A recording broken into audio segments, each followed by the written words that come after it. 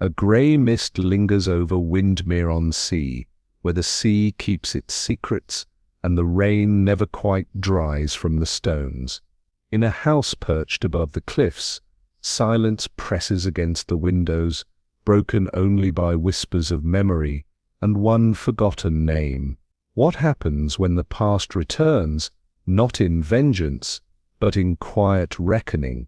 Before we begin, I'd love to know where in the world you're listening from and what time it is.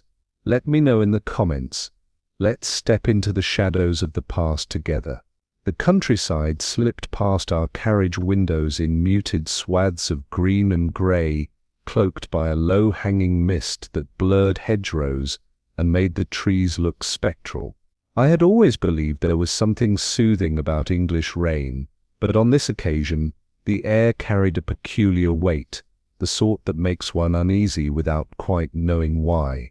Poirot sat across from me, his small, immaculate frame scarcely denting the plush of the seat, a newspaper folded with surgical precision on his lap.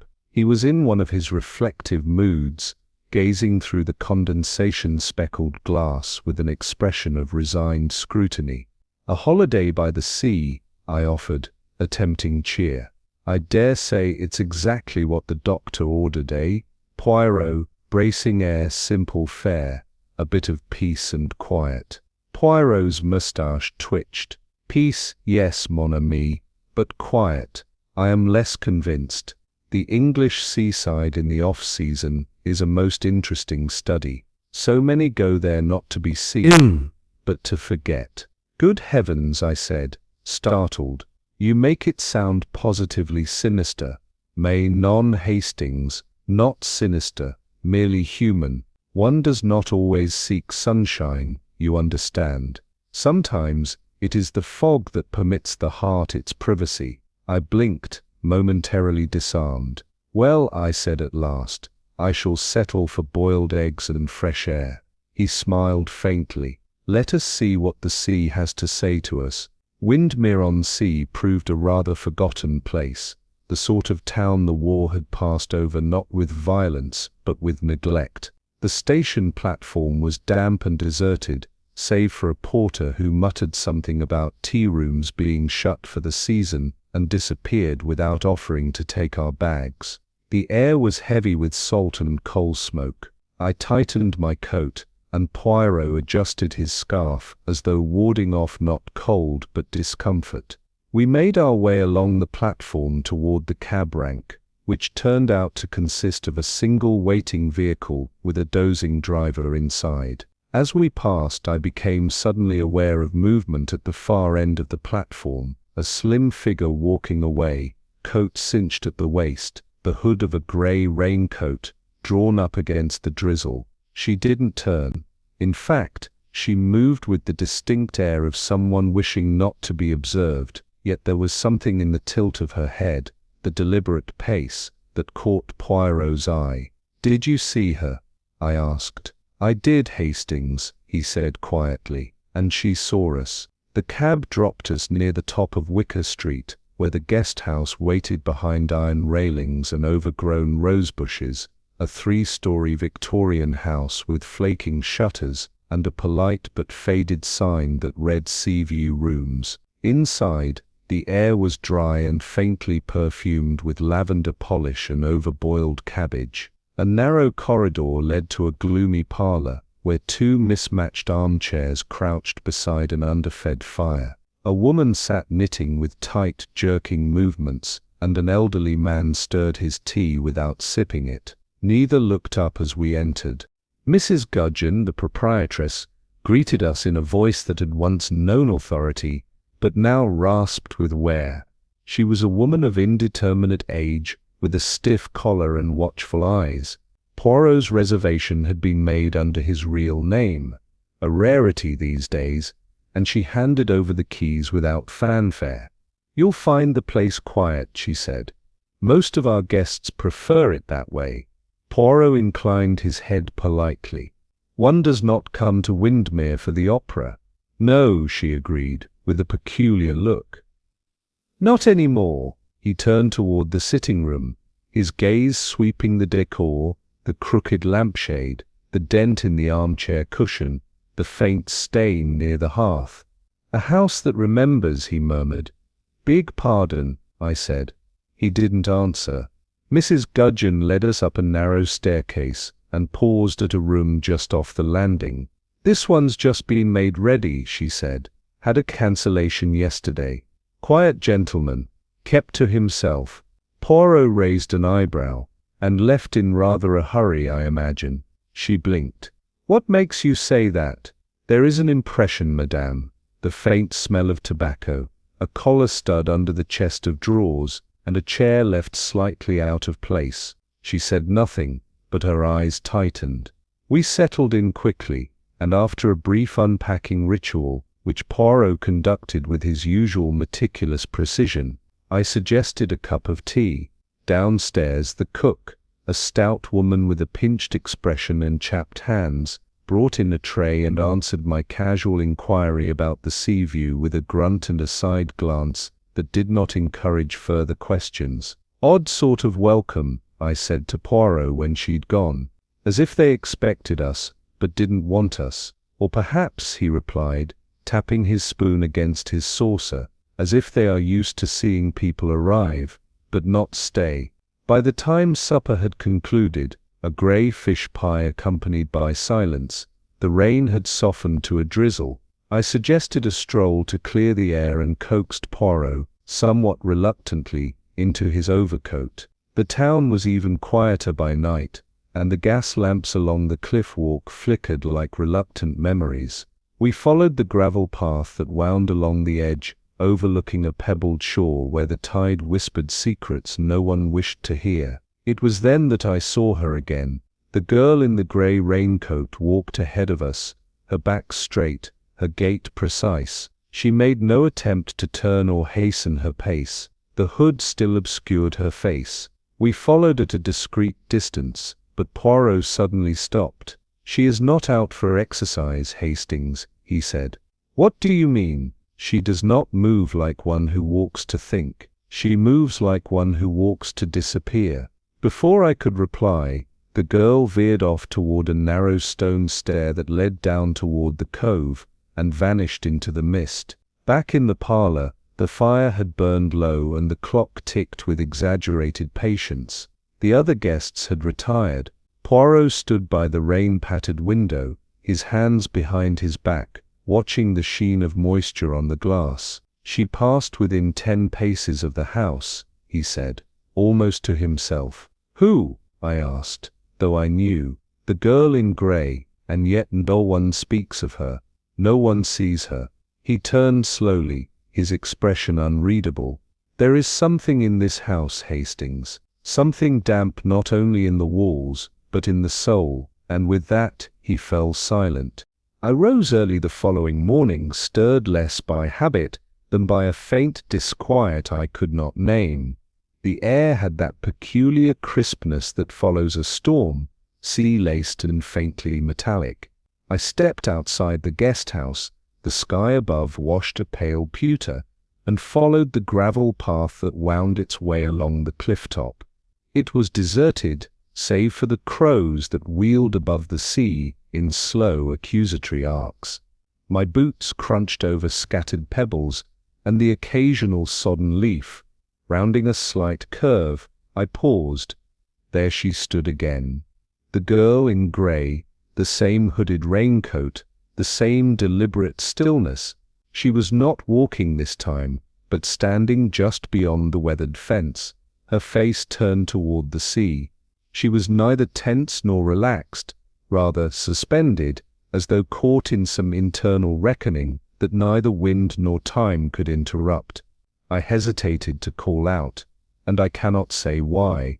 There was something about the curve of her shoulders, a kind of held breath, that made me feel that to speak would be to shatter something fragile. She never turned. After a few minutes, she stepped down the path toward the rocks below, and vanished once more into the morning mist. I returned to the guest-house to find Poirot already at the breakfast table, perusing a limp piece of toast with the air of one evaluating a crime scene. "There you are, mon ami," he said mildly. "You have the look of a man who has seen a ghost." "Not a ghost," I replied, sitting down opposite him, "but the girl, the one in the grey raincoat. She was out there again, just now, on the cliff path, standing quite still. It was rather unsettling." "Was she alone?" "Yes, quite." "Did she see you?" "I cannot be sure," I admitted. "She never turned." Poirot laid down his knife. "Ah, then perhaps she did." I frowned. "You think she was avoiding me?" "I think," he said, stirring his coffee with unnecessary precision, "that she does not wish to be seen, and there is always a reason for that." Hastings. After breakfast, Poirot excused himself and drifted toward the parlor, where Mrs. Gudgeon was adjusting a lace doily with unnecessary force. I lingered near the door, feigning interest in a bookshelf. "Madame," Poirot said pleasantly, "I wonder, does a young woman in a grey coat lodge here? Mademoiselle with the habit of morning walks, perhaps?" Mrs. Gudgeon paused. "Not with us, Monsieur Poirot. Perhaps you saw one of the locals. We get walkers on the cliffs sometimes. Girls from the town, they pass through." "Ah," Poirot said with a faint nod. "So she is known to you then?" "I didn't say that." "No, madame, you did not." There was a small silence in which the old clock ticked, like a tapping finger. "Some faces come and go," she muttered, and returned to her dusting. Poirot rejoined me in the corridor, his eyes narrowed. "There are lies of commission, Hastings," he said, "and then there are lies of omission, spoken in silence." Later that morning, the guests gathered for breakfast under the watchful eye of a bleary chandelier. Colonel Bracknell, moustache bristling with authority, buttered his toast with military precision. "Trying for casual conversation," I remarked. "Saw a girl walking the cliffs again this morning. Same one from yesterday, I believe. Grey coat, rather striking." The colonel looked up mid-spread. "Girl in grey? Don't know of any girls walking those cliffs regularly. Locals avoid them this time of year. Damp gets into the knees." "Still," I said, "she's been there 2 mornings now. You'd think someone else would have seen her." He shrugged. "Well, I haven't. And I'm often by the window." Poirot's fork paused mid-air. "I thought you said yesterday you'd been out visiting the chemist in town during the morning," I said, before I could think better of it. The colonel blinked. "Did I? Must have got my days muddled." Poirot's eyes met mine briefly. He said nothing, but something had shifted. That afternoon the sitting room echoed with the strains of a delicate melody, slow, minor key, and touched with something almost wistful. I stood in the corridor listening. Miss Felicity Wade was at the piano, her spine ramrod straight, her fingers moving with unconscious grace. There was a tremor in the final notes that lingered after her hands had stilled. I stepped in softly. "That was beautiful." She looked up quickly, startled. "Oh, thank you. Just a piece I used to teach." "I wonder," I said gently, "if you've seen the young woman in grey walks the cliffs?" Her expression tightened, barely, but the hands that had danced across the keys now curled into her lap. "I don't look out much," she said, "and I don't speak to strangers." Then she rose and left the room without another word, the melody hanging in the air behind her, like something unfinished.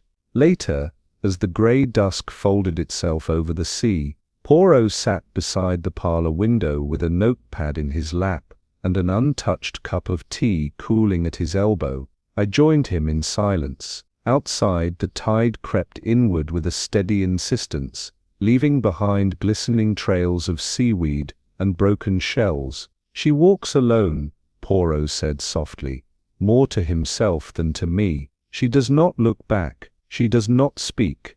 The raincoat conceals her face, her figure, her very presence." I said nothing, sensing his thoughts were somewhere far beyond the sea. "There are people," he went on, "who do not wish to be seen, not because they are dangerous, but because they are afraid, or ashamed, or both." He made a small mark in his notebook. "And always, Hastings, always, it is the fear that gives them away." It was just before supper when I saw her again. I had gone upstairs to retrieve my cufflinks. Poirot insisted I wear the proper pair, and as I passed the landing window, a movement on the path below caught my eye. There she was, the girl in the grey raincoat, walking briskly now, her head bowed against the wind, her hands tucked into her pockets. She moved with purpose this time, not with reflection, and not, I thought, with peace. She did not pause at the fence or glance at the sea. Instead she took the narrow path down toward the cove again, her figure thinning into the dusk, like a figure from a half-remembered dream. I stood at the glass, heart oddly quickened, wondering not who she was, but what she was running from. Behind me, Poirot's voice floated up the stairs, mild as ever. "Hastings, the fish is overcooked, and the truth, I think, is only just beginning to simmer. There is a particular quality to English mist when it lingers beyond the dawn, a kind of obstinacy, as though it refuses to let the day begin in earnest. That morning, it lay low upon the cliff tops, muffling sound and distance, and I set out with a curious sense of foreboding, clinging to my coat like damp wool. I walked the familiar path, boots crunching softly, the sea hidden behind a veil of fog. I kept glancing ahead, expecting, half hoping, to see the grey raincoat materialize on the narrow track near the stone stile, the way she had done on the previous mornings. But the path remained empty. There was no trace of her, no distant figure, no hurried step disappearing into the rocks below. Just the wind muttering low across the heather and the occasional shrill cry of a gull overhead. A strange weight hung in the air. It was not disappointment I felt, not exactly, but a deeper, colder uncertainty. She had become, in those few glimpses, a fixture in the landscape, and now that she was gone, the space she left behind felt not only empty, but deliberately so. I turned back toward the guest house, frowning. Upon returning, I found Mrs. Gudgeon in the hallway, arranging a vase of fading chrysanthemums, the sort that always smell faintly of damp cellars and forgotten things. She was humming to herself, though it stopped the moment I greeted her. "Morning, Mrs. Gudgeon," I said. "I wonder, has the young woman in grey already gone out?" She looked at me without blinking. "Young woman, Mr. Hastings?" "Yes," I said, "the one who's been walking the cliffs each morning. Rather slight, keeps to herself." A pause. "I'm afraid I don't know who you mean," she said. "There's no such guest staying with us, and I've not seen anyone matching that description." My confusion deepened. "But surely she passed by the parlor window 2 mornings running. You must have seen her." "I'm quite sure I haven't," she said evenly. "Perhaps it was someone from the village. We do get visitors on day trips from time to time." But she returned her attention to the flowers, slicing the stems with sharp, deliberate motions. "Is there anything else, Mr. Hastings?" I stared at her a moment, uncertain whether to press the point, but something in her expression, too composed, too calm, gave me pause. I turned away, unsettled. Poirot, upon hearing my account, suggested we speak with Mr. Sowerby, a pale, quiet man, who seemed to spend his entire morning by the parlor window with a newspaper and a cup of weak tea that he never quite finished. He was already in his usual spot when we entered, the paper folded neatly in his lap, his gaze fixed on nothing in particular beyond the glass. "Good morning, monsieur," Poirot greeted him softly. "You have a most enviable position here. One sees much from this window, does one not?" Mr. Sowerby turned, startled. "Oh yes, yes, I suppose one does." Poirot stepped closer. "I understand you are often here in the mornings. Have you perhaps noticed a young woman walking the cliffs? She wears a grey raincoat, slight of build."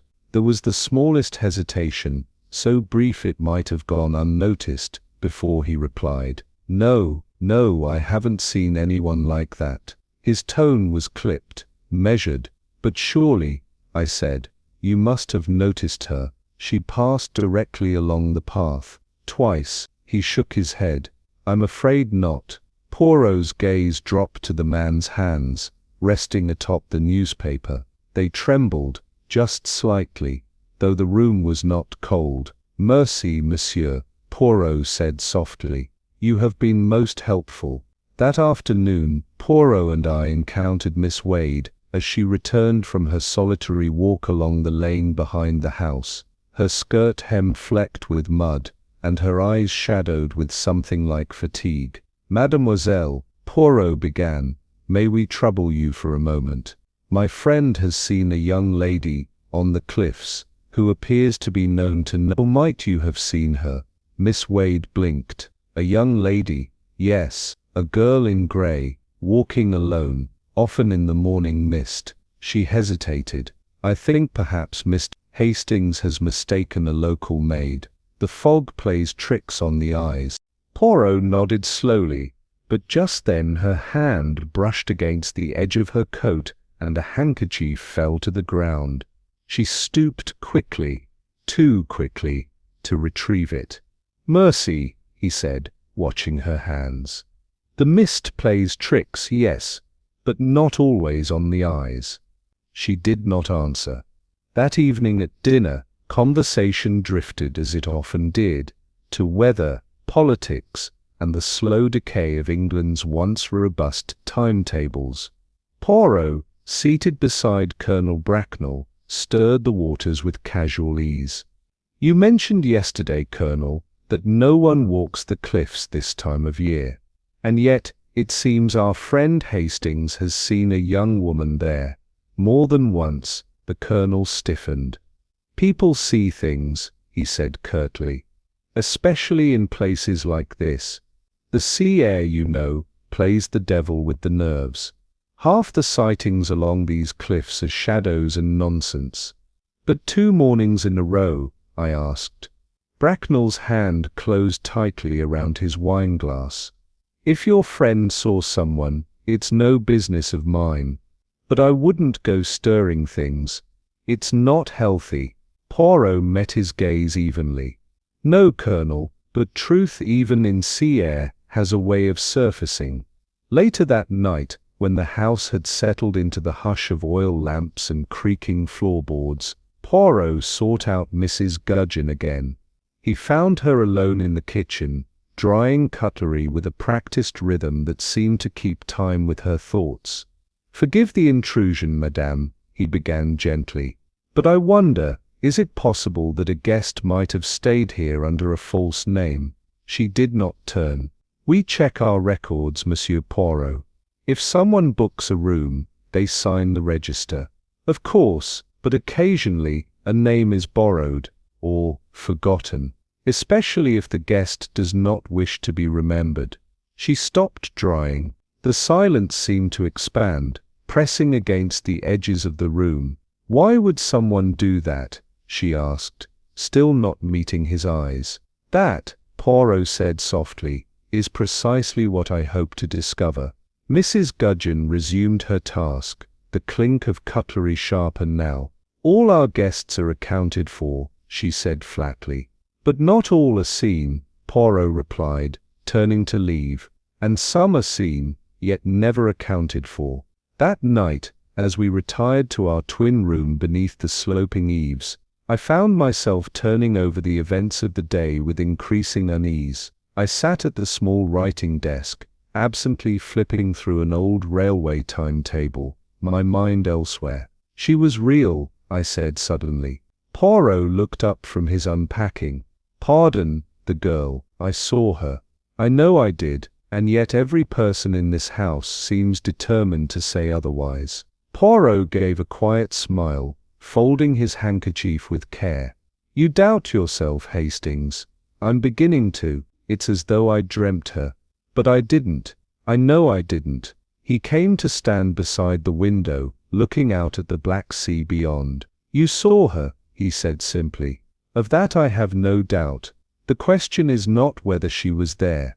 He turned to face me. The question, mon ami, is why no one else admits that she was. His voice was calm, almost kind, but the weight beneath it was unmistakable. Something was very wrong in Windmir-on-Sea, and someone, it seemed, was trying very hard to pretend otherwise. It was one of those mornings where the sky appeared to press down upon the earth with a peculiar heaviness, the kind that makes one speak in hushed tones for fear of attracting lightning.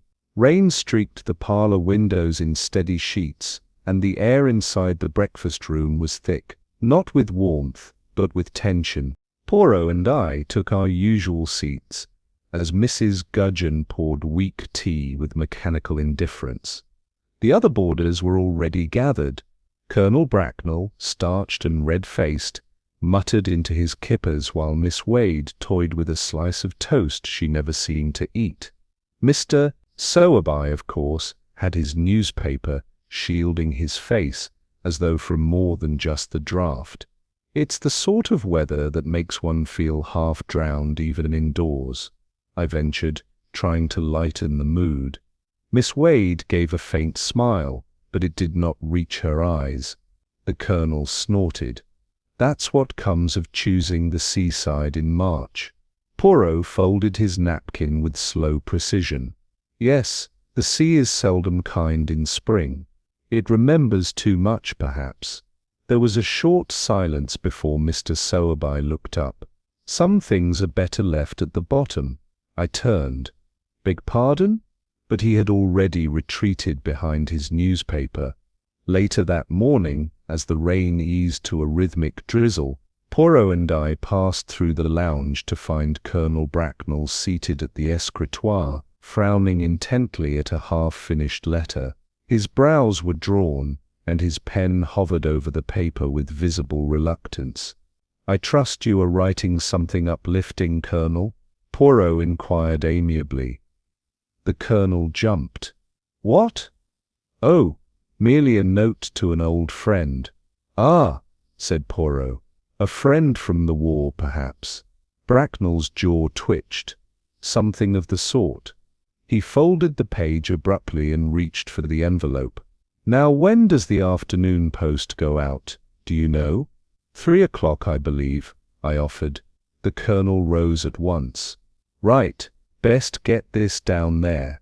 But I noticed, and I suspect Poirot did as well, that the envelope remained unsealed in his hand as he left the room. His step quickened not by urgency, but discomfort. We found Miss Wade at the piano later that afternoon, playing a hesitant waltz in a minor key. Her fingers moved with precision, but her gaze seemed fixed on something far beyond the wall-papered parlor.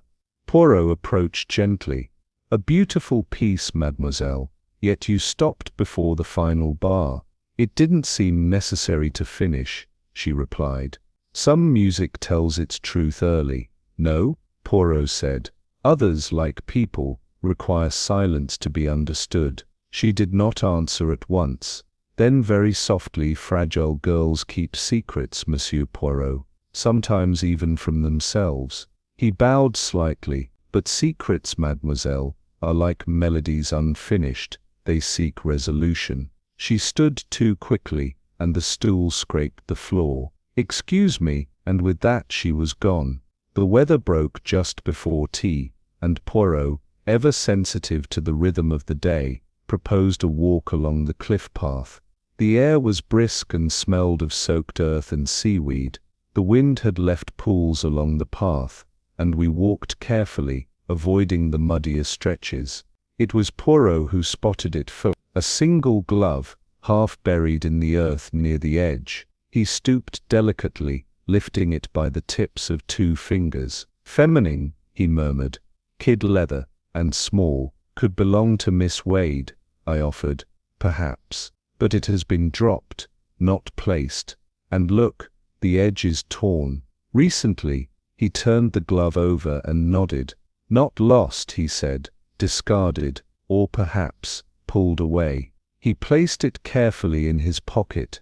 Back at the house, we found Mr. Sowerby once again in his station by the parlour window, his hands clasped and the newspaper unopened on his lap. Poirot sat beside him with casual elegance. "A stormy day, monsieur, and yet the view remains unchanged, does it not?" Mr. Sowerby gave a dry chuckle. "The sea does not alter. People do. And yet," Poirot said, "a person walking that path, even in mist, would be clearly visible from here." Sowerby stiffened. "I suppose so. Then you would surely have noticed the young woman in grey? I told you before, I've not seen her." "Curious," Poirot said gently, "because just this morning you described a gull landing on the very bench where she paused." "There was a pause. I noticed birds," Sowerby muttered. "Not people." Poirot inclined his head.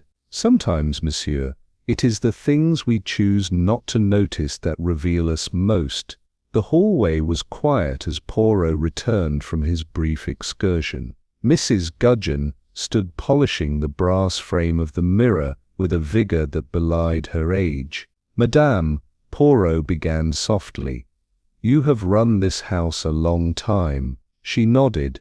"Then you have known sorrows, as every house by the sea must." She straightened. "Some things are best not pulled up once they've settled." Poirot raised an eyebrow. "Even if they grow roots into the present." She looked at him then, her eyes hard.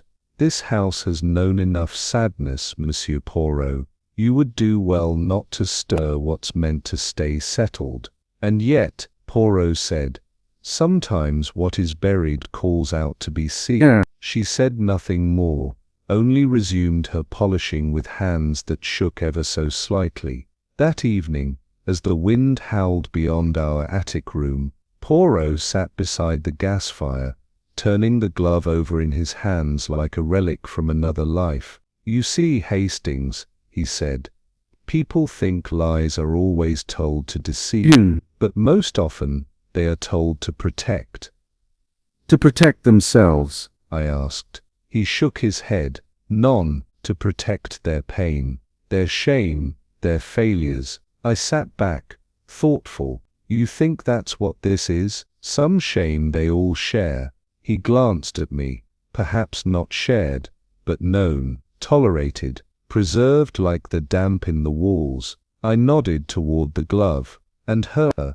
She intruded upon the past, Hastings, and the past, so terrible, when disturbed." He slipped the glove into his case, quietly. That night, unable to sleep, I crept down for a glass of water. The house creaked under the pressure of wind and memory. As I descended the stairs, I heard voices, hushed, urgent. "Anna," one said. "Then she wasn't supposed to come back." Another voice, sharper. "It was meant to stay buried." The words echoed faintly in the dark corridor. I paused at the bend, but saw no one, only the dim glow of a lamp receding at the far end of the passage. By the time I returned to our room, the whisper had grown into something larger, a truth pressing just beneath the surface of this quiet house. And I knew, with the certainty that chills the blood, someone here had known the girl in grey, and someone had wanted her gone. The storm, having gathered its full strength, pressed heavily against the windows of the guest house like an uninvited guest. Outside, the trees along Wicker Street thrashed like restless ghosts, and the sound of the sea had risen to a constant hoarse growl. Indoors, the mood was no lighter. Conversation was subdued, the fire sulky, and the air within carried that clammy stillness that seems to gather in old houses after days of rain. I passed the time idly in the reading room, perusing a shelf of faded novels and out-of-date railway timetables. The room bore all the marks of long use and little affection: cracked, leather-bound books, cushions, dented by habit rather than comfort, and dust in the corners that no polish could charm into submission. Poirot, meanwhile, moved about with his customary delicacy, not so much looking as sensing. His fingers lingered on armrests, His gaze flitted from portraits to curtain hems, and once he knelt to observe a scuff mark beneath a side table, as though the furniture itself might whisper its secrets. It was Poirot who paused at the small wooden table beside the hearth, an inconspicuous piece, slightly uneven on its legs, and bearing the scars of long extinguished teacups.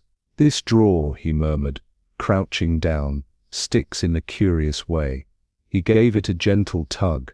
It resisted, then slid forward with a soft sigh, as though reluctant to yield its contents. Inside were the usual detritus of guest-house life, brittle postcards, old menus, a dried-up ink pen, but at the very back, beneath a faded envelope, lay something more deliberate. Poirot drew it out. A photograph, folded in thirds with care and stored away as though meant to be forgotten, or remembered only in private. He did not open it at once, but held it a moment, as though feeling for the temperature of the past it contained. Then he unfolded it slowly, and the past stared back. The photograph, though yellowed by years, was clear enough. A young woman stood on a gravel path, her grey raincoat unbuttoned, the hood resting against her back. Her face, pale, thoughtful, and touched by an elusive sadness, was unmistakable. Beside her stood a man in military uniform. He was older, perhaps twice her age, his stance formal but not cold. One hand rested lightly on her shoulder. There was no smile between them, but something passed in their expressions, a shared burden, or a bond not meant for display. Poirot studied the image as one might study a confession. "You recognize her?" I asked quietly. "Mais oui, Hastings. It is our ghost, the girl in grey." And the man? He did not answer. Instead he took a step toward the firelight, tilting the photograph as though light might tease out more than the eye could see. When Poirot presented the photograph to Colonel Bracknell that evening, it was under the guise of casual interest. We had convened in the drawing-room, where the storm's fury made conversation feel oddly hushed. "A rather striking image," Poirot said, holding it between two fingers. "Do you happen to know the individuals?" The colonel glanced down. For a moment his expression remained perfectly blank, too blank. "Don't believe I do," he said lightly. "Looks like one of those wartime leave photos. Half the country has one tucked away." Poirot said nothing. Bracknell cleared his throat. "Where did you come across it?" "In the drawer beside the hearth." "Really?" His eyes flickered. "Had no idea anything was kept in there." Poirot inclined his head. "No doubt it was forgotten." "Quite." But as he turned away, I noticed something uncharacteristic in his posture. His spine no longer stiff, his movements no longer precise. The colonel, it seemed, had been nudged off balance. It was after supper that Mr. Sowerby approached us. Not in his usual aloof manner, but with a curious, almost forced affability. "About that photograph," he said. "I think it may be mine." Poirot looked at him mildly. "Ah, monsieur, you recognize it?" "Yes," Sowerby said quickly. "I must have tucked it inside a book or dropped it by the fire. Been years. I'd forgotten all about it." Poirot held it out. "And the people in the image?" "My cousin Sowerby said at once. And her fiancé, I believe." "An army man." Poirot tilted his head. "You are certain of the uniform?" "Of course. Royal Engineers." Poirot smiled gently. "Ah, that is most interesting, monsieur, because this is the insignia of the Grenadier Guards." Sowerby froze. "I must have misremembered." Poirot returned the photograph to his pocket. "Indeed," he said softly. "Memory plays such tricks." Later, as the wind battered the panes and the house settled into uneasy silence, Poirot and I sat by the hearth, the photograph now lying on the table between us. "Well?" I asked. "You don't believe it's Sowerby's?" "Of course not," he replied. "He lies with effort. One can see it in the eyes. The Colonel, however, he lies with silence. It is much more effective. Why lie at all? Poirot tapped the photograph gently. One lies to protect oneself, Hastings. The other to protect a memory, or perhaps to keep it from being destroyed. He leaned forward, eyes gleaming. But what memory? And whose? The rain lashed harder outside, as though the night itself had grown impatient.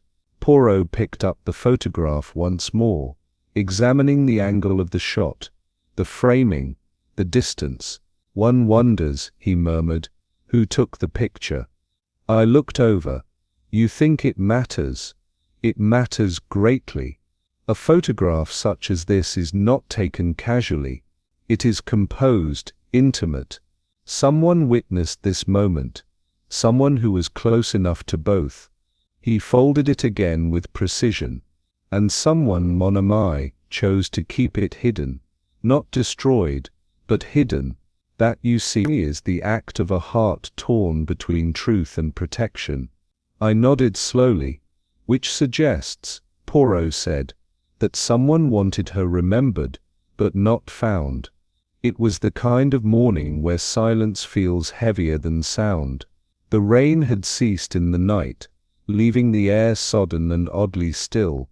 I was tying my shoelaces when it came, a cry from the direction of the beach, not a cry of fear, but of something older, hollower, a fisherman's voice, cracked by salt and sorrow, calling out into the emptiness. Poirot had already risen. He moved to the window with unnatural calm. Come, Hastings, he said. It is time. We followed the narrow garden path, out the side gate, and descended the steep lane toward the cove. Others had begun to gather, a few villagers, the local postman, even Mrs. Gudgeon's cook, wrapped in a shawl. Their faces were drawn in that particular way people wear when confronted by something awful, yet not unexpected. On the wet shingle, two fishermen stood over a shape. It lay still, the sea tugging at the hem of a dress, now stained darker than the tide. She was young, pale. Her hair clung to her cheek in damp tendrils. One shoe was missing. No one spoke, not even Poirot. And though I could not say how I knew it was her. The constable arrived shortly after us, a stocky man with the weary gait of someone who'd seen too many tragedies and solved too few. She was caught in the tide most likely, he muttered. Happens every year. Soft edge to these cliffs, looks firm, but one misstep and down you go. Poirot crouched beside the body, examining the girl with delicate restraint. He did not touch her, only observed. His eyes moved from the wrists, pale and unmarked, to the hem of her skirt, to the tips of her fingers. Her face in death bore no violence, no terror, just stillness. Do you notice, Hastings? He said softly. What is missing? I stared. Her coat, just so. The raincoat, always the same. Grey, hooded, she wore it every time we saw her. And now, it is gone. The constable scratched his chin. Might have come off in the surf. Poirot stood, perhaps, but garments that come loose often float. The constable shook his head. No purse, no bag, no papers. We'll have to take her to the coroner. There's nothing here to say who she was. Poirot looked out at the water. There is always something, mon ami, even when no name remains. The house was subdued upon our return. Doors closed gently. Footsteps were muffled. It was as if death had entered, and no one wished to meet its gaze directly. An hour later, Mr. Sowerby knocked softly on Poirot's door. I stood at the window, but Poirot nodded to me to remain. Sowerby entered with a strange stillness about him, as though he had rehearsed this moment, and was only now mustering the strength to perform it. I'd like a word, he said. Please, Poirot gestured. Sit. But Sowerby remained standing. His face was unusually pale, and he gripped the back of the armchair with both hands. "I knew her," he said abruptly. "The girl," Poirot inclined his head. "She came to see me," Sowerby continued. "Said she was looking for someone who used to live here. We argued. I didn't mean for it to happen." Poirot did not interrupt. "She got upset, ran off. I followed her, tried to stop her. She slipped near the edge. It happened so fast." His voice cracked, and for a moment, he looked terribly old. "I didn't know what to do. I panicked. I left." Poirot was silent for a long time. "I see," he said at last. When Sowerby had gone, Poirot did not speak for several minutes. He stood at the hearth, the fire unlit, hands clasped behind his back. The hush in the room was like that of a theatre just before the curtain rises. I finally broke the silence. "You don't believe him?" Poirot turned slowly. "Non, Hastings. I do not. But why?" he confessed. "Too clean, too ready. It is a story constructed, not remembered." He seemed sincere. "Perhaps. But sincerity is no proof of truth. A man may cry over a lie, if he tells it often enough." He stepped to the window, where rain clung to the glass like regret. "She did not fall, Hastings. She was removed." Later that afternoon, the constable returned with his preliminary findings. He had the careful tone of a man who preferred facts to speculation, and paperwork to puzzles. "No sign of injury beyond the fall itself," he reported. "No bruising, no marks on the arms or neck. Just a clean drop, likely from the southern cliff bend." Poirot raised an eyebrow. "And no identification?" "None. No handbag, no letters. Clothes have no labels, pockets empty. And the raincoat," the constable shrugged, "could have been taken by the sea. She may have left it somewhere inland. These suicides, they don't always follow logic." Poirot smiled without warmth. "No, monsieur, they rarely do." He thanked the man, and we were alone once more. I could feel the weight in Poirot's silence, a gravity that suggested the facts had told him far less than the absences. We had scarcely entered the hallway, when a thud rang out, the unmistakable sound of someone collapsing. Miss Wade lay crumpled on the carpet outside the parlor, her skin ashen, her hand clutching the skirting as though the house itself might steady her. Poirot was beside her in an instant. "Miss Wade, mademoiselle, breathe." Her lips trembled. "I didn't know she would. I thought she'd just leave." Poirot exchanged a glance with me, but said nothing. "I tried to help her," she whispered. "You must believe that." "We believe what is given to us," Poirot said gently. "But tell me, who was she?" Miss Wade shook her head, almost violently. "I can't." "You can." "She wasn't meant to die," she said, her voice breaking. "Not like this." Poirot stilled. "Not like this," he echoed softly. "Ah, mademoiselle. It is always the manner of death that undoes the living."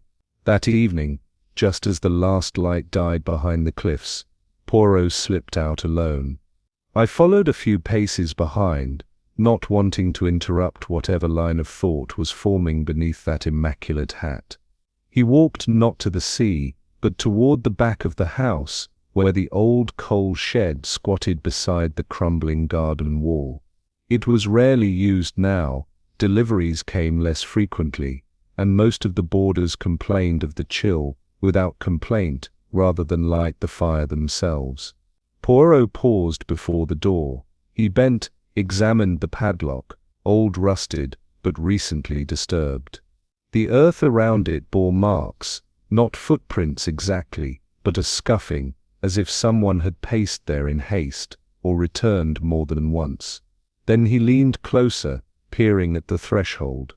"Mud," he said quietly, "but only here, not at the garden gate, which means someone came from the house." He straightened and looked at the door with something that was not surprise, but recognition. Whatever she carried, he murmured, she did not take it to the sea. And with that, he returned to the house. But his eyes as we walked back through the hallway were no longer uncertain, they were sharpening, like a man preparing for a final move on the board. The drawing room that evening was a curious theatre of silence. Conversation, when it occurred, was hushed and fragmentary. A handful of weather remarks here, a forced compliment on the tea there, but mostly there were glances, the sort of looks that flitted between people without landing, glances that weighed, measured, and then retreated behind teacups or the safety of a newspaper. The guests sat awkwardly, Colonel Bracknell brooding behind the Times, Sowerby rubbing his thumb along the edge of a glass, Miss Wade unusually still, her hands folded on her lap like something laid to rest. Even Mrs. Gudgeon's knitting made no sound. The shadow of the girl who had no name, no coat, and now no voice, hung over the room like smoke. And in the center of it all, Poirot sat in his armchair, legs crossed, fingertips steepled, observing everything with that maddening tranquility that so often meant he was nearing the truth. The storm had passed, but it had left behind a different kind of turbulence, one that moved through memory, guilt, and the desperate desire to forget. It was just after the clock struck 8 that Miss Wade approached Poirot, her footsteps measured, but her face pale as bone. There was a tension in her posture that made me rise instinctively. "Monsieur Poirot," she said softly, "may I speak with you, and with Mr. Hastings? I would prefer it not be in secret. I wish others to be present." Poirot inclined his head. "As you wish, mademoiselle. Shall we gather the others now?" She nodded. "Yes, now." And so we returned to the drawing room, summoning the boarders one by one, Sowerby from the hall, Bracknell from his reading chair, Mrs. Gudgeon from the kitchen. A strange hush settled as the room filled, the kind that suggests a curtain is about to rise. Miss Wade stood by the mantelpiece, one hand resting lightly on the edge, the other clenched at her side. "I have something to say," she announced, "and I will not be interrupted." Poirot gave a faint nod. "You have the floor, mademoiselle." She took a breath and began. "She was my daughter," Miss Wade said, her voice unnaturally clear. "Her name was Anna Felice Wade." The room stiffened. Even the fire, it seemed, burned more quietly. "I bore her out of wedlock when I was very young," she continued. "She was taken in by relatives abroad. I visited her when I could, but it was a situation hidden, for my reputation, for hers." She looked down briefly, then raised her head again. "She came to me a fortnight ago. She had returned to England, penniless, lost. She wanted acknowledgement. She wanted a place in my life." Her voice faltered. "We argued. She said things that wounded. I tried to reason with her. I tried to explain, but she wouldn't listen. She grew hysterical." Miss Wade's fingers pressed against the mantelpiece. "I followed her down the cliff path. I caught her by the arm. She pulled away. Or I pushed. I don't remember. She fell." There was a silence, broken only by the sound of a spoon falling to the floor. "I did not mean to harm her," she whispered, "but I did, and I must bear the cost." Poirot, unmoving, watched her with that unreadable expression of his, not disbelief, but something far more cautious. For my part, I could scarcely breathe. It explained everything. The girl's solitude, the evasiveness, the music, the sorrow in Miss Wade's playing that had always seemed drawn from some deeper well, a mother's hidden shame, a daughter's return, a quarrel gone terribly, irreversibly wrong. And yet Poirot said nothing, not a word. His expression was neither pitying nor impressed. It was that familiar, infuriating calm, the stillness of a man who had once again heard a story that did not align with the truth, but with something else entirely, something like atonement, When at last the room emptied, and only we two remained, I turned to Poirot in quiet astonishment. "You don't believe her?" "No, Hastings," he said, "I do not." "But why? Her emotion is genuine." "Yes, but not because her story is true." I stared. "You think she's lying?" "She is lying," he said, "but not to deceive, to shield." He folded his hands in his lap. "You see, Mademoiselle is a woman of discipline, precision. Her music reflects that. She does not speak impulsively, yet her story contained elements that were theatrical, loosened from the person we know." I frowned. "And why make such a confession, if not to seek absolution?" Poirot looked at the closed door. "Ah, Hastings, sometimes guilt does not belong to us, but we carry it all the same. It may be the burden of silence, or the weight of having seen and done nothing." He paused. "Or it may be an act of love, the final shield for someone she could not save." I said nothing. "She did not kill that girl," Poirot concluded, "but she wishes to be punished, perhaps even needs it." He stood pacing gently toward the fireplace, where the embers gave off a muted glow. "She claimed," Poirot said softly, "that in the moment of their quarrel, the girl cried out, called her mother." I nodded. "Yes, I remember." Poirot turned. "But you recall, Hastings, none of us ever heard the girl speak." "Not once." I blinked. "That's true. She was silent, always, withdrawn, even to those who spoke to her." He picked up the poker and stirred the fire delicately. "So I ask myself, would such a girl, in the heat of anguish, use a word she had never been known to speak?" The local constable accepted the confession with reluctant gratitude. It tied up the affair, at least on paper. Miss Wade, he said, would be formally interviewed, perhaps charged, though given her age and station, he doubted the law would go far. The guests resumed their routines with an air of rehearsed normality, as though relieved to have a shape for their dread. But Poirot was not satisfied. I caught him that evening, studying the fire again, eyes narrowed, fingers pressed together. "You still doubt?" He looked at me slowly. "My dear Hastings," he said, "we have reached the wrong curtain call. It is time now for the final act." The post arrived that morning with its usual inconspicuous thud. One might have expected the world, having endured death within its reach, to slow its rhythms. But the post was a creature of habit. Among the usual circulars and modest postcards was one envelope that altered the air as surely as thunder alters a sky. It was addressed, in a precise continental hand, to Anna Weiss, care of Seaview Guest House. The moment Mrs.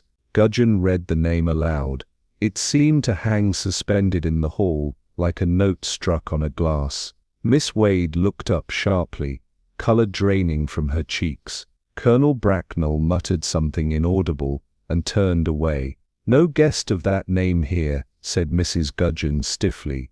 Poirot, who had remained quite still, now extended his hand. "Permit me," he said quietly. "This letter, may I see it?" There was hesitation in the air, but at last she passed it to him. He examined the front carefully, lips pressed in thought. "Anna Weiss," he murmured. "The ghost gains a name." Poirot did not open the envelope at once. Instead, he held it lightly, almost reverently, between his fingertips, as one might a relic whose contents had waited too long to be read. He turned it over and examined the reverse side. "From Austria," he noted. "Posted in Vienna, a week ago." He ran his thumb gently across the flap. "The adhesive has lifted slightly, poor quality glue. That is telling in its own way." He examined the script again, elegant, feminine, with small flourishes at the tops of the capital letters. The ink was blue, faintly smudged in the lower loop of the O. "A letter not dashed off," he said softly. "It was written with care, perhaps with emotion. There is hesitation in the line work, someone who feared to send it. He studied the address once more, and yet, send it she did, to this house, to this girl, to this name. And then, without further ceremony, he slipped the letter into his pocket. "I shall read this in private, Hastings," he said, "but I believe it will not speak only to her." Some time later, I found Poirot alone in his room, seated beside the window with the letter open upon the table. His expression was not one of triumph, nor even certainty, it was softer, troubled. He looked up at me. "She lived in Vienna, Hastings," he said. "Before the war." He tapped the page lightly. "The woman who wrote this calls her Anna, but not as a mother would a daughter, more as a sister might address one who suffered the same exile." He folded the letter again, very precisely. "She speaks of a promise kept, a reunion hoped for. She thanks Anna for her silence, and her bravery." Poirot turned toward the window, the sea pale and still beyond it. "There are children, mon ami," he said slowly, "who survive by becoming invisible, by forgetting their names, their tongues, their stories. They live among strangers. They grow old before their years. They smile to be acceptable, not from joy." He paused, "and sometimes they return to the place where they first vanished." Poirot, once engaged in a line of thought, could follow it into caverns no man would dare explore. And now he sat quite still, his mind descending into memory. "Anna Weiss," he repeated. "A name I have heard before." He rose and moved to his little valise, withdrawing a battered brown notebook bound with a faded ribbon. It was not like Poirot to hoard old clippings, but this was different, his wartime files. "There was a list," he said, fingers turning pages, "of children evacuated from Vienna during the Anschluss, many placed with English families for safety. The Kindertransport, yes." He paused on a penciled margin. "Anna Weiss, age 7, arrived London March 1939. No family recovered post-war. Believed lost." He snapped the book shut. "She was not lost," he said. "She was here, under another name, sheltered, yes, but also silenced, and now returned." He looked at me gravely, and someone feared that return. It was with studied casualness that Poirot suggested we take a turn about the garden before luncheon. It was not a fine day, but Poirot never wasted a mood. He steered us round the perimeter, and with subtle maneuver, brought Colonel Bracknell into our path. "Ah, Colonel," he said cheerfully, "you were stationed near Trieste, were you not? In 42? The Colonel frowned. 43, actually. Briefly. And before that?" Poirot pressed, with the air of a man indulging idle chat. "London mostly. Civil liaison work. Dull stuff. And your late wife," Poirot continued, "was she not active in the Women's Aid Council during the Blitz?" "She was, yes," Bracknell replied, eyes narrowing. Poirot smiled. "A fine woman, I'm told. Admirable." Bracknell looked away. "She did what she could. And in that doing," Poirot murmured, "I wonder did she take in a child?" The Colonel stiffened. "That was a long time ago," he said flatly, and he walked on. It was not until later, in the shadowed warmth of the study, that the Colonel gave Poirot his answer. "Yes," he said curtly, "my wife took in a girl, Anna, I believe, very quiet, hardly spoke, frail little thing." He lit a pipe with more care than necessary. "She stayed with us for a year, maybe more. My wife adored her, called her her little shadow." "And you, Colonel?" Poirot asked gently. "I barely knew her," he said. "She kept to the nursery. I was busy with work. That time was chaotic." Poirot nodded slowly. "After my wife died," Bracknell added, "the girl was moved elsewhere. I don't recall where. We lost touch." He drew on the pipe again. "Why are you asking all this?" Poirot rose. "Because the dead girl in the grey coat, Colonel, she was no stranger to this house, and he left the Colonel gazing into smoke.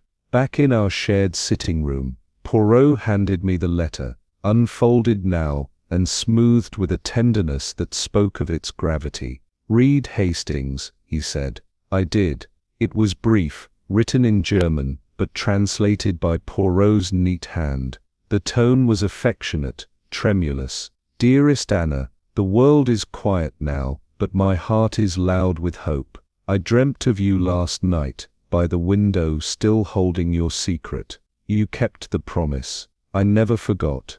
I will come to England soon. We will have coffee again in the garden, as we were meant to. Thank you for everything. With love, E." I looked up. So she was Anna, the child from the war. Poirot's face was unreadable. "Yes," he said. "She returned not to haunt this place, but to reclaim a fragment of herself." Poirot stood, his silhouette etched by the waning light. "She was Anna Weiss," he said simply. "A child brought here in war. Hidden, forgotten by some, not by all." I watched him closely. "She returned under a false name," he continued, "not to deceive, but to understand. To ask, perhaps, why she was hidden, and why she was never claimed." He turned to me.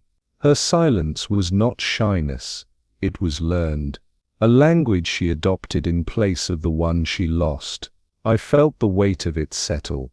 "She came back to this house," he said softly, "because it was the last place she was loved. And perhaps," he added, "the first place she was betrayed." His eyes shone. "It is time, Hastings. Time to ask one final question. Who knew she had returned, and why could that knowledge not be allowed to live?"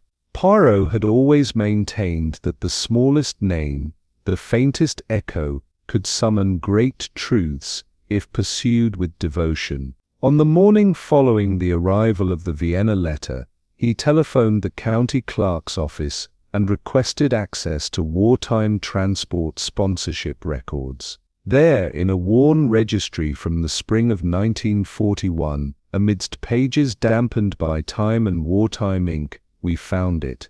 Name, Anna Weiss. Poirot read aloud, his finger pausing just beneath the entry. Age 7. Origin Vienna. Status, unaccompanied minor. Sponsor, Mrs. Eleanor Bracknell, Seaview House, Dorset. He tapped the page lightly.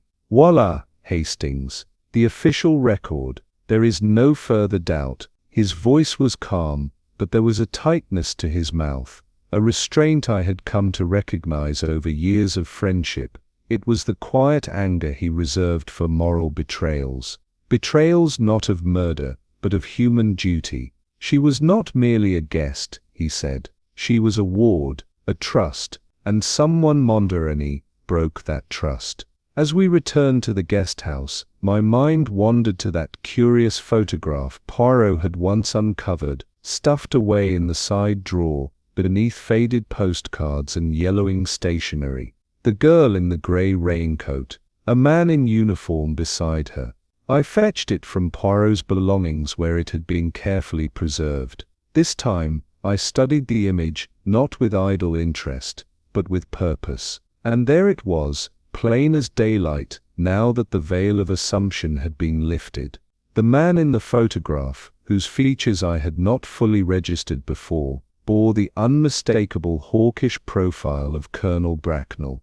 His chin was a little firmer in youth, the hair untouched by grey, but the set of his jaw, the downward turn of the mouth, even the brooding eyes, they were Bracknell's. I handed the photograph back to Poirot. "You knew," I said. He nodded slowly. "I suspected, but one does not accuse a man of breaking a sacred promise until the hour is just." In pursuit of further truth, Poirot led us that afternoon to the small stone church nestled in the village. There we met Reverend Talbot, a kind-eyed man whose manner was gentle, if not a touch weather-worn by decades of funerals and confessions. When we inquired after Eleanor Bracknell's war work, the vicar's eyes brightened with recollection. "Ah, yes," he said. Eleanor was a lion of charity, ran everything from food drives to child placements. She had a heart for the dispossessed. I remember she brought a little girl to the harvest service one year, very quiet child, thin as a sparrow, eyes that looked beyond things, as though she was searching the horizon for someone she'd lost. He closed his eyes for a moment, then added, "She sang a hymn that morning, soft but clear, made several of us weep." Poirot inclined his head. "Merci, mon père," he said. "You have recalled not merely a fact, but a life." On the slow walk back through the churchyard, Poirot's mind moved swiftly, gathering fragments into form. She was not merely a refugee, he said. She was entrusted. I looked at him inquiringly. "Think, Hastings," he went on. "A child of 7 arrives alone in a foreign country. What does that mean? It means her mother, perhaps already ill, sent her ahead. And to whom? To Eleanor Bracknell. Just so, and not as one sends a package, but as one passes a legacy. A dying woman must have made a plea. Promise me you will protect her. Let her live." That promise, I think, Eleanor made. He turned to me, and I believe she honored it until her death. I shivered slightly in the breeze, for I could suddenly see it all, the woman fading in a Viennese hospital, whispering her daughter's name, the child stepping off a London platform, clutching no one's hand, a life begun in fear, dependent on a promise few would have remembered, but one had. Poirot requested a private audience with Colonel Bracknell that evening. The air in the sitting room was tense with things unsaid. Colonel Poirot began with gentleness. "You know why I am here." Bracknell poured himself a measure of whiskey. "I imagine I do." Poirot laid the photograph on the table between them. "You knew her then. You know her now." The Colonel's expression barely flickered. "My wife may have taken in a child," he said, carefully. "But I was not party to that arrangement. You were photographed with her. Courtesy, a house guest, my wife's concern." Poirot's voice remained steady. "You deny ever making a promise." "I deny any promise that obligates me now," said the Colonel. "My wife did what she thought best. I left it to her." But as he lifted the glass to his lips, his hand trembled visibly. He noticed it too, and quickly placed the glass down. Poirot's voice softened. "And yet you remember her name." The Colonel said nothing. Poirot leaned forward. "She returned, Colonel. Not for money, not for drama, for truth. She sought only to speak, perhaps to hear your voice say what she had long imagined, that she was not forgotten, that a promise once made still lived." The Colonel's brow furrowed. He turned to the window. "Why come now, after so long?" Poirot's eyes never left him, because she had no one left, and the past, it has gravity, it pulls at us. She wanted to be acknowledged.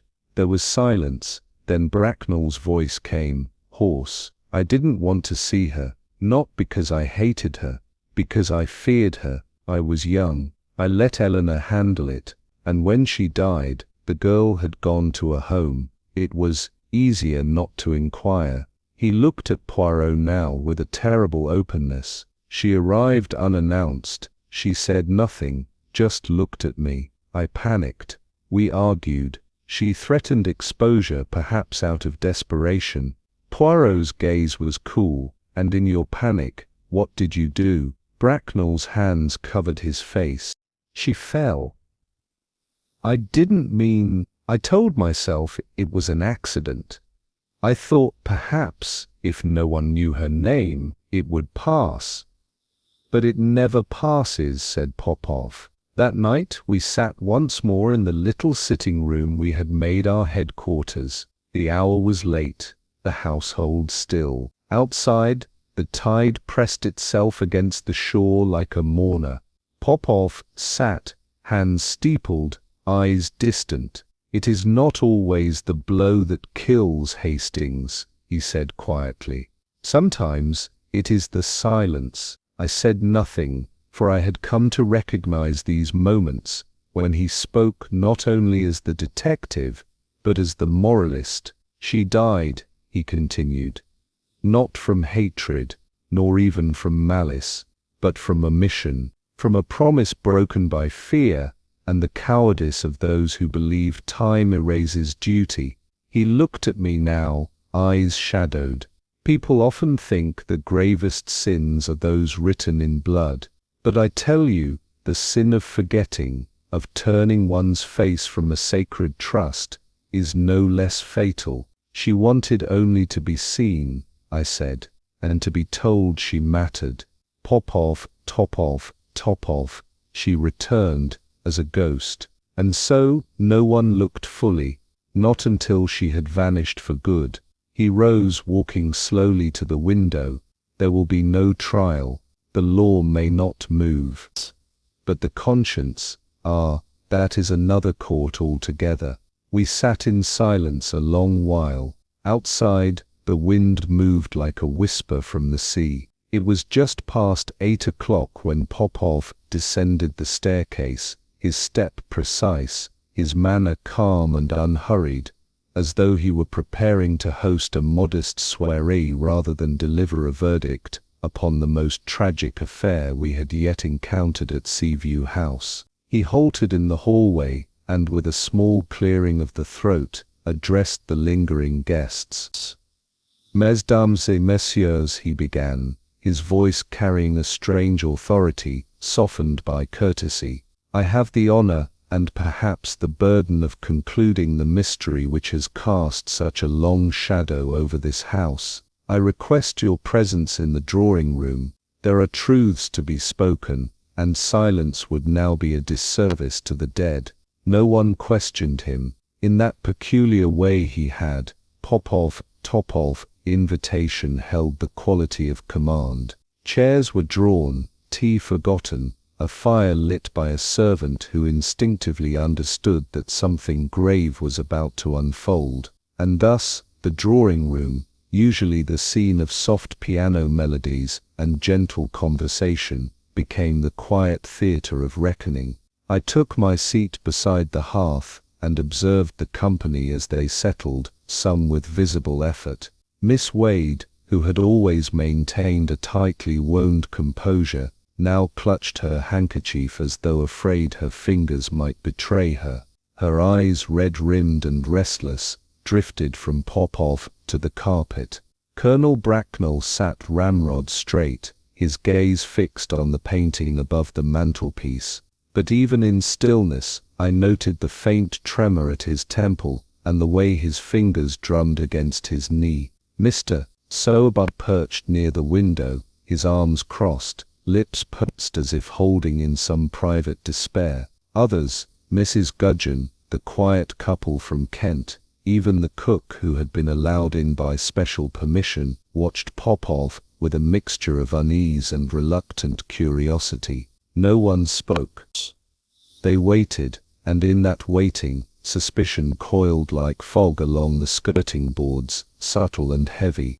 Poirot stood before the hearth, his small frame casting a sharp silhouette against the flickering fire. He did not raise his voice, nor pace the floor. He simply began. "The girl who was found upon the rocks," he said gently, "was known to some of you only as a solitary boarder, a quiet figure with an old-fashioned raincoat and eyes that rarely met your own. But she had another name, one she kept hidden, because to reveal it was to relive it." He paused, then continued. "Her name was Anna Weiss. She was a child refugee from Vienna, brought to England in 1941, under the care of Eleanor Bracknell, a frightened girl, placed here at Seaview House under a sacred promise." A ripple passed through the room.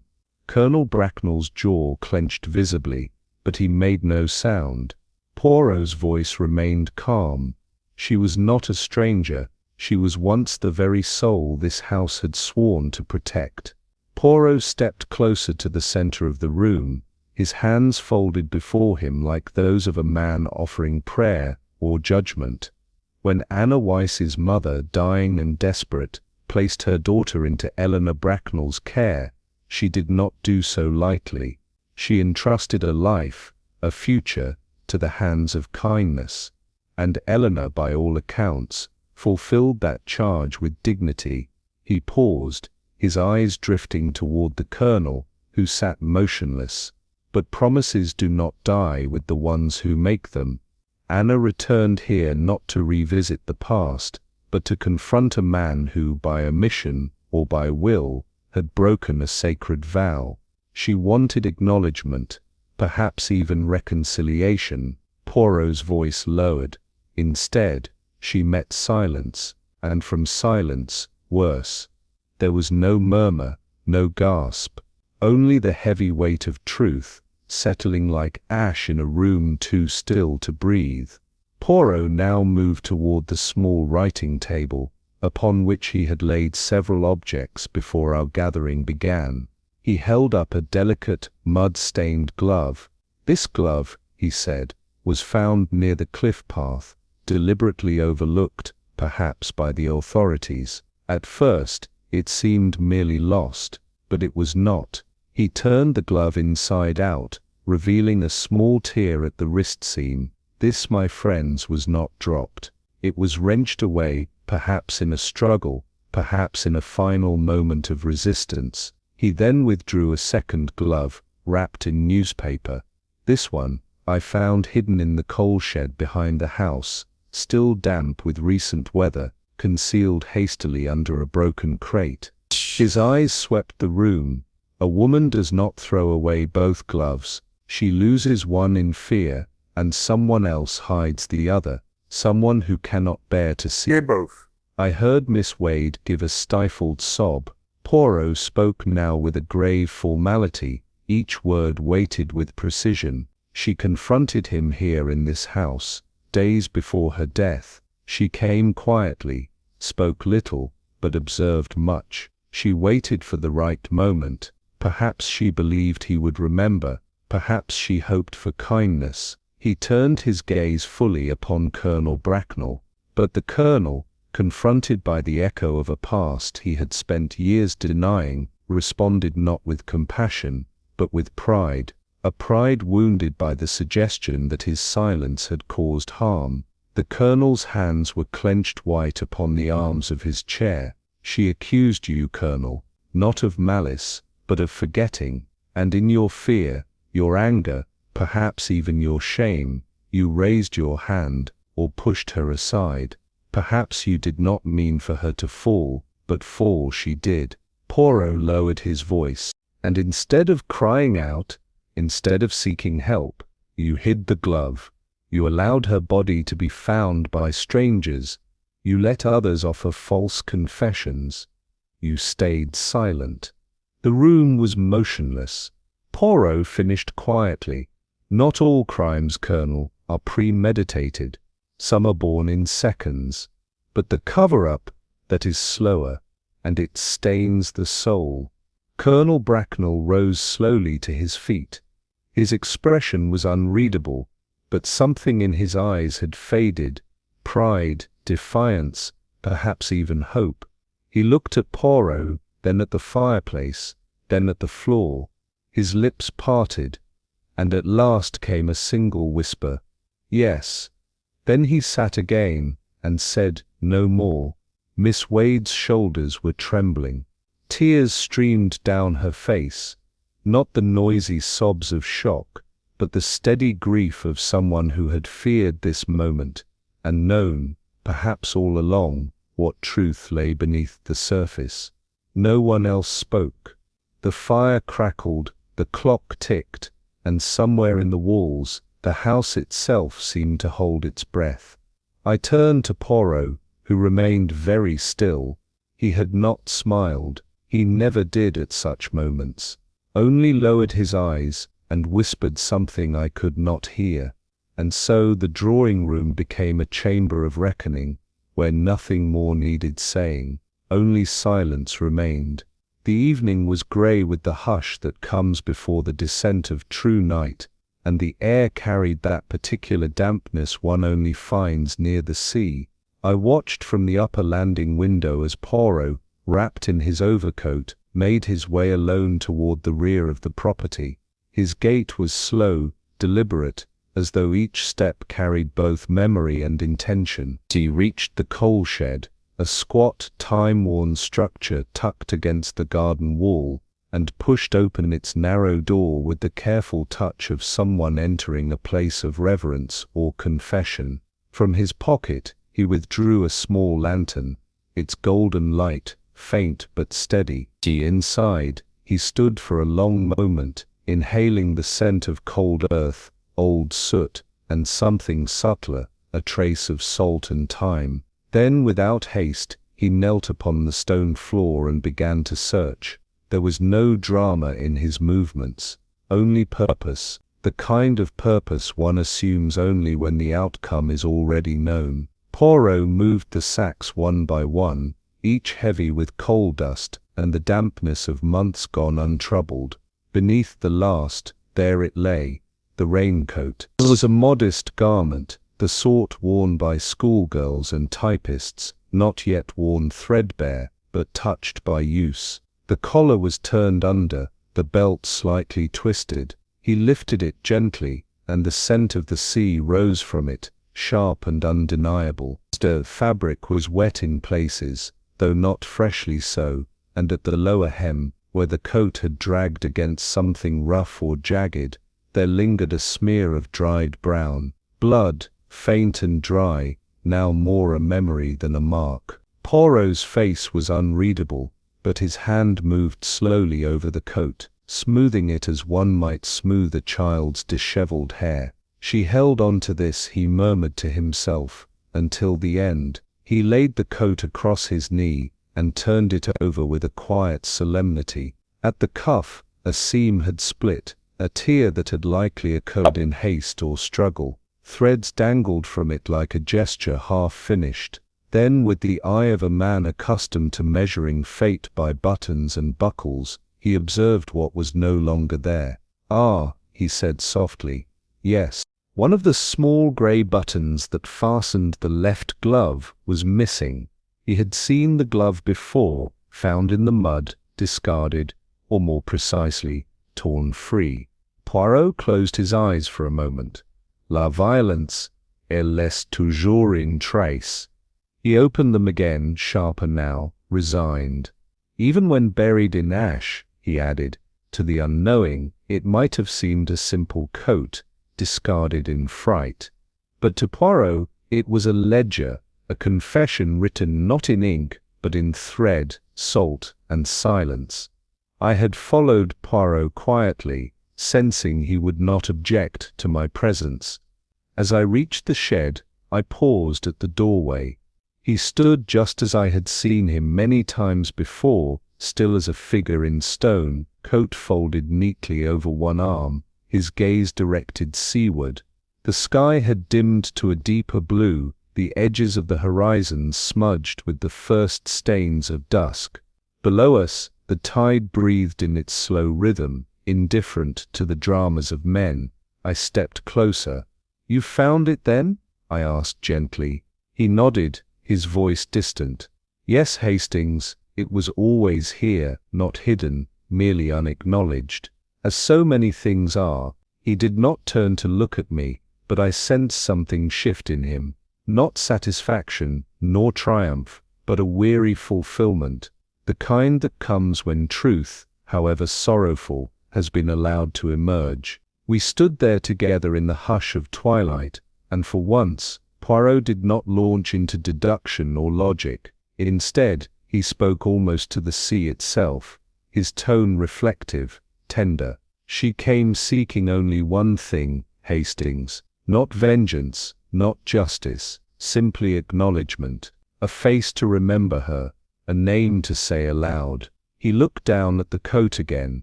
"But fear transforms us. It robs even the good of their courage, the principled of their clarity. The Colonel did not intend death, no, but he allowed it. And worse, he allowed her to vanish again, to become once more a girl without a name." He looked at me at last. "I do not blame him as a monster. I blame the silence he chose. I said nothing. For once, even I, so often inclined to question or defend, could find no argument against the simple, painful truth. Poirot stepped out of the shed and handed the coat, now neatly folded once more, into the evidence box he had arranged to be collected by the constable. He did it gently, as one places something precious into a coffin, knowing it must be relinquished, but still honoring its weight. The air had cooled, and the wind carried a dampness that made one's eyes sting without reason. As we began to walk back toward the guest house, I glanced once over my shoulder. The coal shed stood open, its door swinging slightly in the breeze, and beyond it, the sea, the cliffs, the grey sky above. Something in the landscape had altered, not visibly, but perceptibly, as though it had taken the story we had unearthed and absorbed it, as though it, too, would not forget. Some truths, Poirot said softly, as we reached the gate, do not vanish. They settle in the air, they stain the earth, and they wait. And so we left the shed behind. But the shadows remained. We packed our cases in a silence, neither companionable nor strained, simply waited. The kind of silence that settles when too much has been said, and more remains unsayable. Rain tapped lightly against the window panes of our room at the guest house, delicate and persistent, like a memory that refused to be dismissed. Poirot folded his gloves with immaculate care, his fingers precise even now. I lingered by the window, my gaze drawn, as it had been all week, to the sea. It was subdued this morning, grey as stone and almost apologetic in its stillness. I watched a gull circle once, then disappear behind the roof of the bathing hut. The cliff path remained empty. A heaviness pressed upon my chest. I could not help thinking of the girl, not the manner of her death, but the quality of her life. How she had walked among us, eyes lowered, barely more than a shadow. Downstairs, Mrs. Gudgeon stood in the front hall, her hands clasped before her, as though expecting penance or parting. Her usual briskness was absent. The stiffness in her posture had given way to something softer, perhaps sorrow, perhaps fatigue. Poirot inclined his head. "We are grateful for your hospitality, madame," he said gently.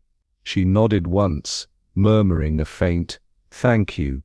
Her lips trembled, but she did not speak further. Yet her eyes, pale and watchful, rested not on Poirot, nor on me, but toward the stairs behind us, toward the guest room that would no longer be entered. "There is nothing more you wish to say?" Poirot asked, not pressing, but leaving space for honesty. Mrs. Gudgeon hesitated. Her throat moved as though to form words, then failed her. She shook her head. "No, sir, nothing at all," but the silence that followed said otherwise. It always did. We left the guest house, and began the walk through Windmir on Sea. The streets were quiet, washed clean by the morning rain. Shops had not yet opened. The cafe windows were dimmed. Everything looked smaller somehow, as places do when the emotional current that once charged them has ebbed away.